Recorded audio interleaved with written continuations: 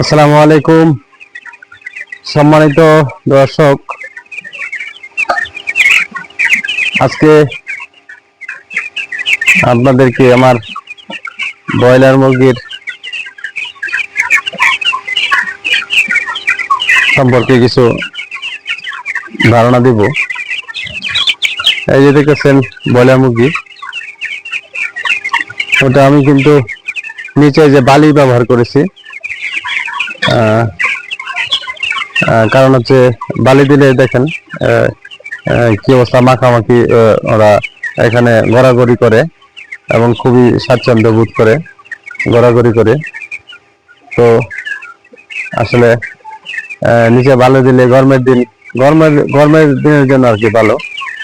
তো আপনারা যদি বালি দেন তাহলে এটা একদম একদম পিওর বালু দিতে হবে, যে মাটি মিশানো বালি এরকম কিছু না। দেখেন মুরগির খাবার দিতেছে,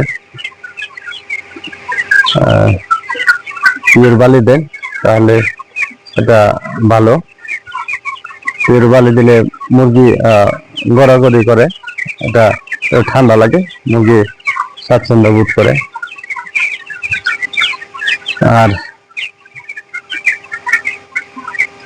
নিচে উপরে হালকা আমি নিচে বালি দিয়েছি, আর উপরে হালকা কিছু তুষার কাঠের গুঁড়া দিয়েছি।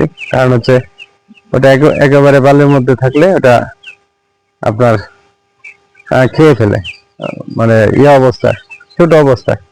এই জন্য আমি এটা নিচে কিছু বালি দিয়ে উপরে তুষার কাঠের গুঁড়া মিশিয়ে দিয়েছি।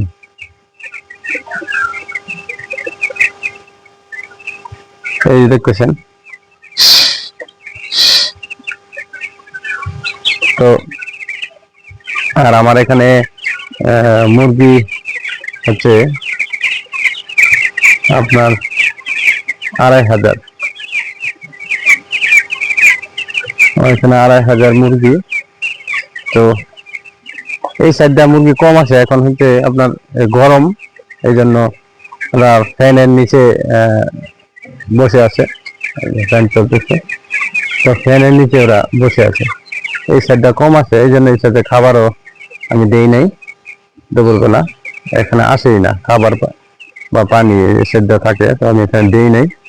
কারণ হচ্ছে ওরা এখানে দুপুরবেলা কম আছে, ওরা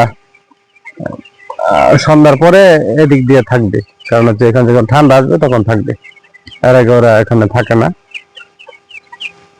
এই জন্য এখানে খাবার পানি সবগুলো তুলে নিয়েছি। দেখতেছি না যে খাবার দিচ্ছে, খাবারটা ওই সাইড দেয়া, ওইগুলাতে এদিকে না শেষ হয়ে গেছে। অল্প করে দিলে হবে, এখন গরম না, অল্প করে, একদম অল্প করে। হ্যাঁ হ্যাঁ, দ্বিতীয় সারিতে। হ্যাঁ, তো এই হচ্ছে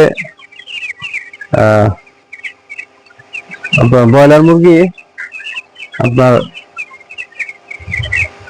সবসময় লালন পালন করতে পারবেন, এটার সিস্টেমটা জানতে হবে, তাহলে আপনি এটা সবসময় লালন পালন করতে পারবেন। অনেকে আছে যে এক বেচ বিক্রি করার পরে মনে করেন আরো 15 দিন 20 দিন বা 1 মাস গ্যাপ দেয়। আসলে ভাই, একটা বিজনেস আপনি এতদিন গ্যাপ দিয়ে আবার কি হবে, তাহলে এটা বিজনেস ইয়াতে পড়ে না। আপনার হচ্ছে আপনি একটা সিস্টেম করতে পারেন, যদি আপনার বোর্ডিং এর ঘরটা আলাদা করতে পারেন, তাহলে আপনি সবসময় এটা মুরগি বাচ্চা উঠাইতে পারবেন। যখন এটার বয়স 20 দিন হয়, তখন যদি আপনার বাচ্চা উঠান, 15 দিন আপনার বোর্ডিং করে থাকলো, আর 15 দিন হচ্ছে ইয়েতে থাকলো। তারপর প্রতি মাসে আপনার একটা রুলিং হবে, আর ওই ঘরটা আপনার দূষণ মুক্ত করতে 10-12 দিন বা 15 দিন সময় পাবেন। তো আপনারা এই সিস্টেমে যদি করেন, বোর্ডিং এর ঘরটা আলাদা থাকে, তাহলে আপনারা সবসময় লালন পালন করতে পারবেন। আর এখন হচ্ছে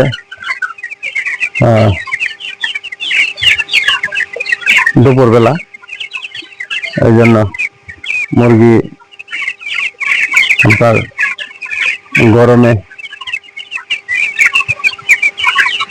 ইয়ে করতেছে, প্রচন্ড গরম।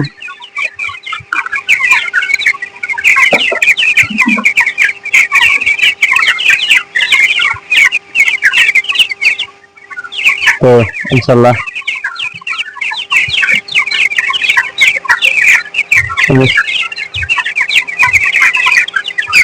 এই যে ফ্যান চলতেছে, ফ্যান চলার পরেও দেখেন কিরকম হাঁপাইতেছে মুরগিগুলা, দেখুন।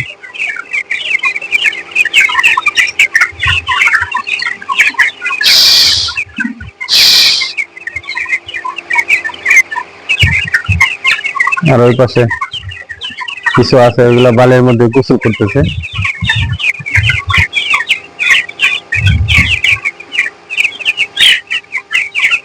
আর এই পাশে আপনার কাজ করার জন্য নেট দিয়ে ঘিরে দেওয়া হয়েছে। এই যে এই পাশে আমরা খাবার রাখি, একদম আপনার স্কেল, এখানে খাবার রাখি। আর হচ্ছে এই যে সামনে দেখতেছেন, এটা হচ্ছে বায়ো সিকিউরিটি। এখানে আমরা সকালবেলা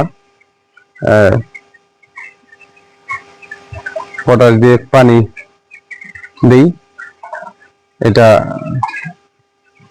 দিয়ে আপনার যে কেউ ঢুকে, এটা পাড়ায় ঢুকে, তারপর আপনার জীবাণুগুলা এখান থেকে নষ্ট হয়ে যায়। আপনারা সবাই এরকম সিস্টেম করে রাখবেন, আমি যেভাবে করছি। ঢোকার রাস্তা এরকম একটা হাউস করে দিবেন, তাহলে আপনার ভালো হয়। আর ব্রয়লার মুরগির ক্ষেত্রে আপনার বায়ো সিকিউরিটিটা মানে অত্যাবশ্যকীয়, এটা খুব জরুরি বিষয়। ঠিক আছে, আপনারা এই বিষয়গুলো লক্ষ্য রাখবেন। সবাই ভালো থাকবেন। আসসালামু আলাইকুম।